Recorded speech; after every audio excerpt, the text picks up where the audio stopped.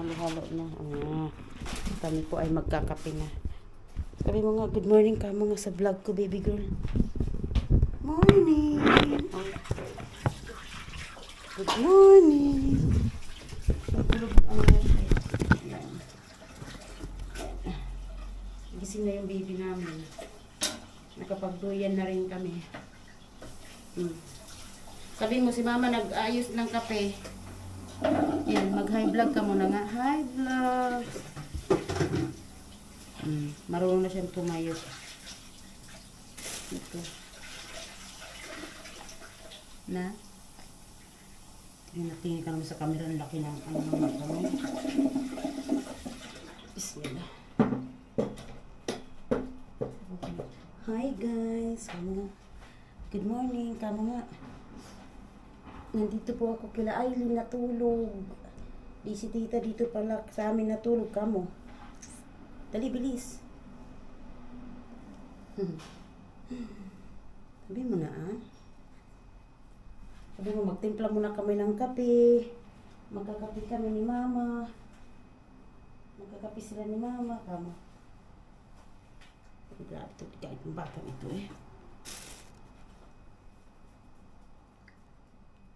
Sabi mo, pumunta kami kagabi sa park. Natulog ako doon. Kamo, baby girl. Naglaro kami hanggang hanggang 12. Ay, hanggang 11. Sabi mo, si kuya ko tulog pa. Si ate ko tulog pa. Kamo, dali. Sabi mo na. Good morning. Chi.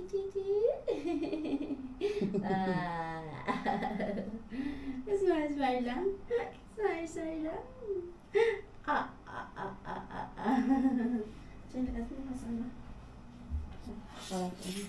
Sinilas mo.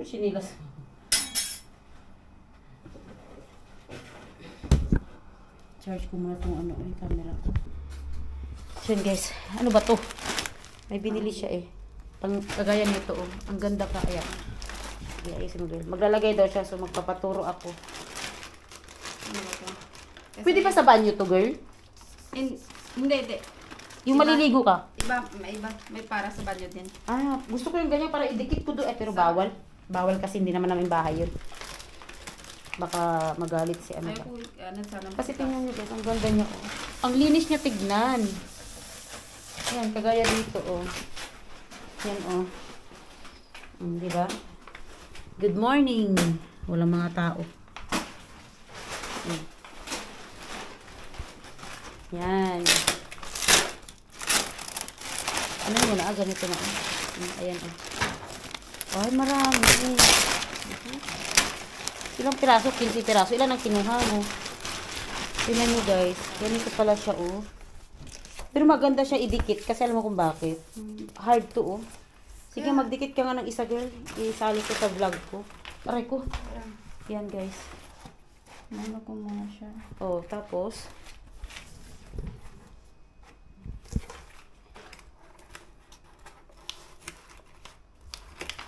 Parang ako naman nahihirapan sa'yo.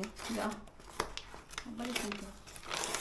Hindi kaya pwede matanggalin kasi naano ko yung unang Yung pinakagilid.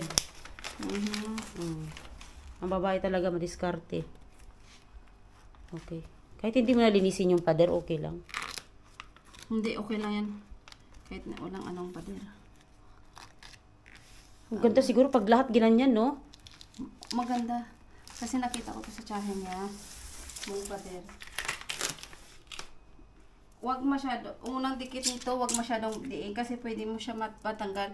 Once na dikit na siya, yung naayos na talaga yung place niya, no? Oo.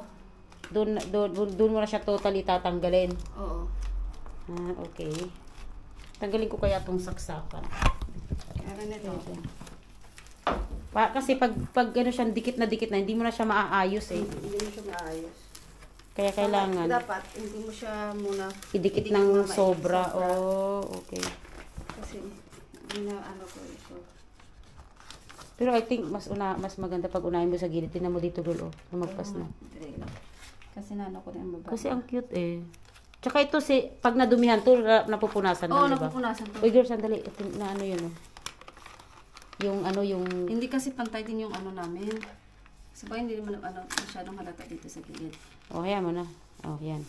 Pero yung ano mo, sabi ko sa'yo, ito ba? Ito. Hindi, pag na siya, kaya na-arrange na siya. Ganyan. Pwede nang tanggalin.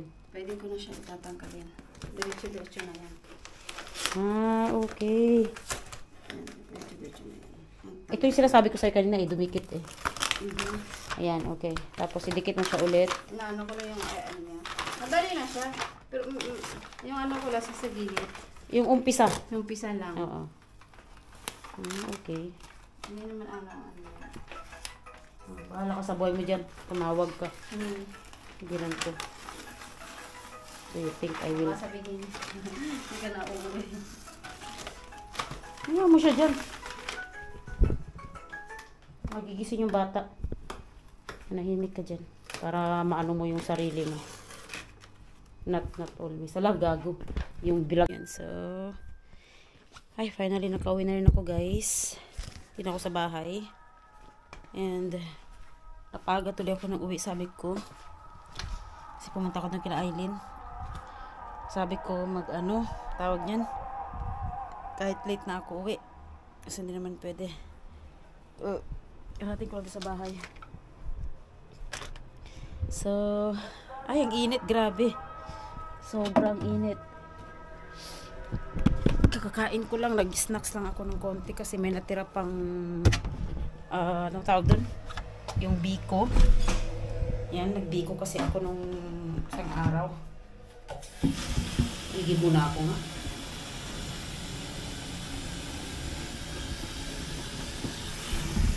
Guys, so ito na yung dugtong. Ngayon ko na siya gagawin. Hindi ko kasi naidugtong yung wala kasi akong dugtong nung time na yun kasi nga hindi ko na ituloy dahil nga sa hindi ako okay sa pagba-vlog that time. Medyo medyo damdam ko pa rin yung nangyari. Pero ngayon guys, yun, maging honest na ako kasi nangyari na nga yun. Which is hindi ka talaga katanggap-tanggap sa sarili ko. Kaya ako lumaya sa bahay that time. So, ganito kasi yan ang nangyari. Nung hapon na yun, nung kinumagahan na yun, nung natas ako maglinis, and then habang naglilinis kasi ako that time, nasita ako ng biyanan ko. Hindi naman sita na as in. Kasi una, may nangyari kasi nung birthday na celebration niya, tsaka Thanksgiving. Mayroon akong vlog niyan. Hindi, makati yung ilong ko. So, meron kasi nangyari doon nung time na yon, which is sabihin natin sige maliko kasi nagbigay ako ng permission na uminom ng alak, which is bawal naman talaga sa bahay. So kasalanan ko yun, admit ko naman yun. Pero ang pakiusap ko lang sana sa kanya na masabi niya yung gusto niya pero idaan niya sa akin, which is respeto yun sa mga bisita ko kasi ako ang nag-invite nung time na yun. Yung tipong pag may napansin siya, sabihin niya asan ako, tawagin ako, sabihin at ako magsasabi. Yun lang naman ang gusto kong yun. Pero nangyari na yun. So nag-usap kami, pinagbigyan ko siya, naibahagi niya lahat ng naramdaman niya. Sinabi ko sa kanya, tama ka nga naman, wala kang mali doon. Humingi ako ng tawad. Humingi talaga ako sa kanya ng tawad that day nung nagmukmuk siya sa kwarto. So, ako naman, pumunta doon at kinausap ko, nag-sorry ako sa kanya, halika na kasi i-celebrate natin yung birthday mo, hindi na yung mauulit, ganyan. Tsaka tapos na rin, wala na din naman, kako. Ngayon, pumunta naman siya, pero nagsalita ulit siya, sinita ko na naman, sabi ko, tama na, okay na yun eh. Huwag mo nang ulit-ulitin. So, sakit ng katandaan, paulit-ulit. So, hinayaan ko lang muna siya, pati yung asawa ko, pinagalitan ako. Tanggap ko yun kasi mali ko yun. Pero, ang hindi ko talaga tanggap guys, is yung magsalita siya na maraming tao. Yun kasi talaga yung point ko doon, na dapat sabi ko, ang ini-expect ko na sabi niya sa akin, o sige, next time, ganito, hindi ko na ganyan. Kasi mali talaga siya, nag-agree naman siya, kasi sabi ko, tama ba na idiretso mo sa tao yung gusto mong sabihin sa mga bisita ko, na alam mo kakaya ng mga tao, pwede mo naman akong tawagin. Sabi ko, ako magsabi sa kanila, tama ba or mali? Sabi naman niya, tama daw, na i-ano niya sa akin bago sa kanila. Sabi ko, okay. Tapos, para maibsan konti yung hinanakit niya dahil doon sa nangyari, nag-ano kasi siya na, bigla siyang nag-freak dahil doon sa, bawal nga uminom sa bahay, diba? So, uminom kasi sila. And then, pero hindi naman masyadong marami, konti lang naman. Nasigundahan lang kasi yung unang batch, na 3 lang yata or 4, yung batch na yun, na natapos yun na wala siyang alam, na itago ko lahat-lahat. Pero may bumili ulit kasi ng second batch, di ko sabihin kung sino, may bumili kasi ng second batch na hindi ko din alam, dun na niya napansin. Siyempre, humingi akong tawad, pero okay na yun, pass na yun, pinagkwento ko lang siya para maibsan yung nararamdaman niya, and then meron din siya nasabi dun sa isang friend ko, sa asawa ng friend ko, which is hindi na naman tama yun. Kung may gusto niya sabihin, sabihin niya sa akin, or kung ayaw din niya masabi, o di kausapin ng maayos doon sa sila-sila lang, hindi napakaraming tao. Ayoko kasi yung ganun. Pero okay lang, walang problema sa akin. So, ituloy ko na guys, no. Naglilinis ako that morning kasi sobrang kalat. Tapos daming mga bakat-bakat ng mga bata na, alam niyo yun, kasi nga naglaro sila. Tapos ayun na naman, marami. Naglilinis ako. Meron kasi ako yung vibrator. Kung napapanood yung mga vlog ko, meron akong in-unbox na yung machine na pang-exercise ko. Parang vibrator siya, mga ganyan-ganyan siya, na machine. Meron kasi akong shoes, doon ko pinatong. Tapos, dahil nga sa magba-vacuum dapat yung aking robot, pinatong ko siya doon sa tambakan namin. Meron kasing mesa doon ko pinatong, kapatong din yung sapatos. Hindi ko namalayan habang nagma-map ako, tapos habang kausap ko yung mother ko sa video, andun pa yung kainitan pero pinapalipas ko lang, kaya nga ako naglilinis para mawala yung galit ko sa kanya or what, yung inis ko ganun or ano ba. Tapos nasa balcony siya that time, naglilinis din or nagpupunas, nagdidilig, ganyan. So, kampante ako. Tapos ngayon nakita niya yung sapatos ko na nandoon sa nakapatong. Ang akala daw niya, explanation niya sa asawa ko na akala daw niya yun yung ginagamit namin sa pagba-barbecue, nilagay ko yung sapatos. Hindi kasi siya nagsasabi sa akin. Basta sinabi ko sa kanya, sapatos ko yan, ibalik mo yan doon. Huwag mong pakialaman kasi naglilinis ako. Mga gamit ko lagi mong pinapakialaman. Hayaan mo lang yan kasi naglilinis ako that time. Ngayon, o di, sabi ko pakibalik, ayaw niya. Ayaw niya talagang ibalik. Tapos nagsalita na siya or ano ba, dasal ba yung sinabi niya hanggang dumating yung point na magsigawan na kami dalawa. Sumigaw din ako kasi sabi ko, hindi ka ba talaga mananahimik, ganyan. About doon sa nangyari kahapon, okay na, nag-usap na tayo, ganyan. Tapos, habang kausap ko yung mother ko, sabi ng mother ko, hayaan mo na, matanda na yan, ganyan. Umalis ka na lang, sabi ng mother ko. Sabi ko, hindi. Sabi ko, naglilinis pa ako, sabi ko sa mother ko. So, habang naglilinis ako, salita ng salita, ewan ko, nagdadasal ba siya or what, basta salita ng salita. Hanggang dumating yung point na pinuntahan ko talaga siya, sinabi ko, hindi ka ba talaga titigil, sabi ko. Tapos, nakakasawa ka na sabi ko. Sawang-sawa na ako, di ka pa rin natigil, sabi ko. Doon na siya na-trigger. Sabi niya, ako din, sawa na, ganyan. Wala kay karapatan na, tatalian ko yung bunganga ko. Hindi ako pwede magsasalita. Binalikan ko siya ulit, guys. Sabi ko, hindi ko sinabi na hindi ka magsalita. Ilugar mo lang yung salita mo. Yun lang yung gusto ko. Ilugar mo yung salita mo, hindi yung ganyan. Sabi ko, na salitain mo lang yung gusto mong salitain. Hindi porke sa'yo itong bahay, sabi ko sa kanya, isalita ka na ng salita. Sabi ko, ilugar mo, andun na siya guys, talagang super, ganyan na talaga siya. Talagang yung sigaw niya, yung ano niya, tapos hanggang may narinig na ako na salitang, hindi ko na siya babanggitin, pero cursing ang tawag doon. Hindi ko na salitan sa Turkish siya. Cursing ang tawag niya doon. May God cursing you. Yun yung ibig sabihin ng salita na yun, yung words. May God cursing you. Ganon, ganon. So, marami siya, paulit-ulit yun hanggang, bakit ka pa pumunta sa Turkey? Bakit asawa pa yung anak ko? Ganyan. Tapos, parang sinasabi niya sa akin, parang ako din dahilan na may, yung anak niya. Alam mo yung parang sinisisi niya ako sa mga bagay-bagay, pero hindi ko na yun masyadong minamind kasi lagi-lagi ko naman naririnig yun. Palagi naman kasi on and off talaga yung away naming magbiyanan. Ito lang, on and off yung away naming magbiyanan. Wala akong masabi. Basta pagkatapos nun, mawawala yun sa akin, makakapag-move on ako dahil nga sa asawa ko, pinapaasawa ko na lang.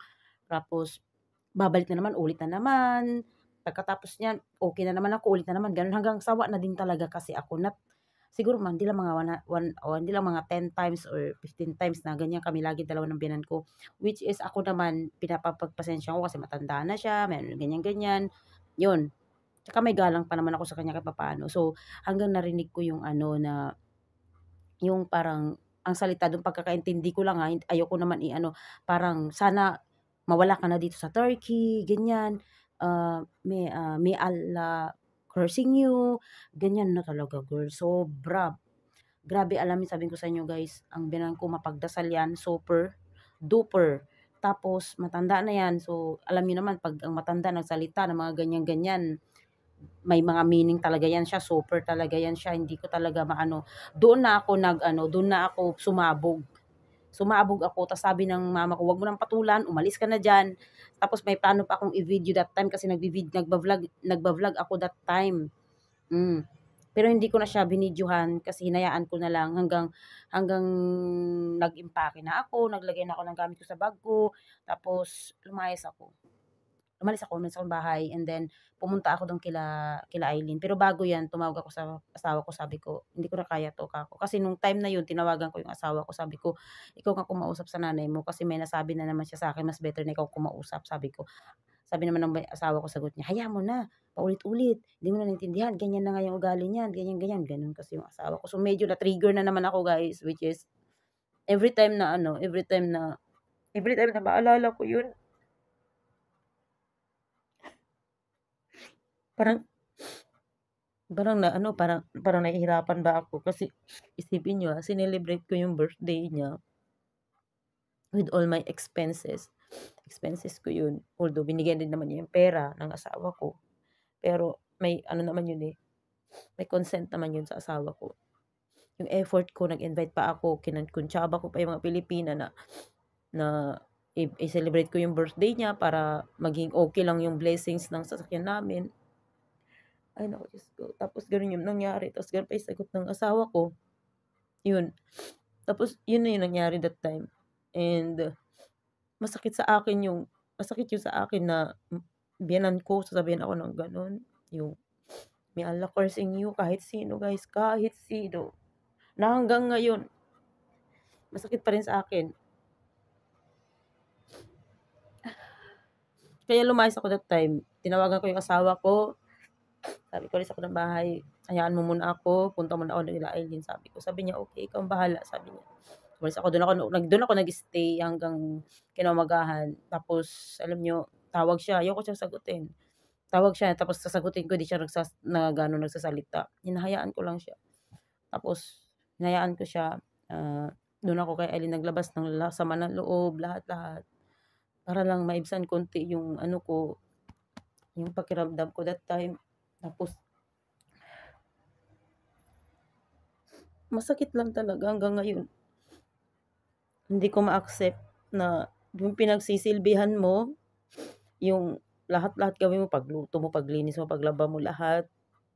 Asikasuhin mo sa lahat pag may sakit siya. Total, hindi naman ako masyadong sa sakit kasi hindi ko naman alam yung mga gamot niya. Pero yung mga ibang bagay like magba-blood pressure, ganyan, parang ina ba? Tapos, ganyan yung isusumbat sa akin. Which is, alam ko naman hindi siya iwanan ng asawa ko eh. Hindi siya iwanan ng asawa ko kahit anong mangyari hindi niya iwanan. Alam ko yun, kilala ko asawa ko. Kaya yun yung ikinakasama ako ng damdamin ko, guys. So, tapos kinamagahan, mga bandang 10 or 11, tumawag siya. Tapos sabi niya sa akin, asan ka? Hindi ko sinabi. Sabi niya sa akin, may sakit ako. Mataas yung ganito ko. Sabi niya, sabi ko pa nga sa kanya, get well soon, sabi ko. Tapos, meron naman yung anak niya, tawagan niya, bakit ako pa? Ayun, nasabi naman ni Eileen sa akin, umuwi ka na lang, much better. Kaysa may masamang mangyari sa biyanan mo, ikaw pa ang masisi. Pagsisihan mo pa yan. Sabi niya kasi mataas yung blood pressure niya, nahihirapan daw siya, sobrang may sakit ako, ganun. So yun siya, guys, umuwi ako agad-agad. Sinunod ko yung sinabi ni Eileen, which is kung tutusin ayoko talagang umuwi din. Sabi niya sa akin na pag-outing ko sa bahay, parang wala naman nangyari. Wala nangyari. Akala ko nga maghingi siya ng sorry, hindi siya nangyari ng sorry, guys. Yun yung yun yung dinidibdib ko hanggang ngayon. Na hindi ko alam kung paano yan lalagpasan. Okay lang sa akin yung mga nangyari before, yung mga sigaw-sigawan namin before, pero yung i-curse ka niya, pagkalunod ka niya, isumpa ka na, ipagdasal ka na, mga ganyan. Hirap eh. Hindi naman madali yan, Kahit sino. Yun guys, yun yung dahilan kung bakit. Ay, sorry kung napaiyak ako. Pinipigilan ko yung sarili ko, guys. Sorry talaga. Kaya lang guys, yung nangyari. Hanggang hapon nun, nag-usap kami ng asawa ko. Sabi ng asawa ko, di naman siya nagkasakit. Okay naman siya, bumalik ka na doon, sabi niya. Siyempre, nandito na yung asawa ko, kaya hindi rin ako bumalik. Para kahit papaano, manuhin ko naman yung asawa ko. Tapos kinabukasan ulit, umalis ulit ako kasi ang pasok ng asawa ko noon is hapon. Kaya, yun, umalis din ako kila Aileen. Tapos ng gabing yun, dun sana ako matutulog. Tinawagan ako ng asawa ko, punta ka dito kasi yung kapatid daw niya pupunta. So, ayoko sanang pumunta, ayoko sanang umuwi. Pero sinabi ko kay Aileen, sabi niya, umuwi ka na lang, mas better. Kasi when may bisita kayo, ganyan. Ayoko sanang umuwi. So, umuwi ako dahil sa asawa ko. Pagdating ko dito, nag-away-away pa nga sila. Iwan ko, pinag-awayan nila. Yun lang, guys. Hindi ko alam, tama ba yung ginagawa ko? Hindi, pero yung pag-curse niya sa akin, hindi ko talaga alam kung paano siya papatawarin. Bahala na. Bahala na, guys. Sensya na kayo, guys.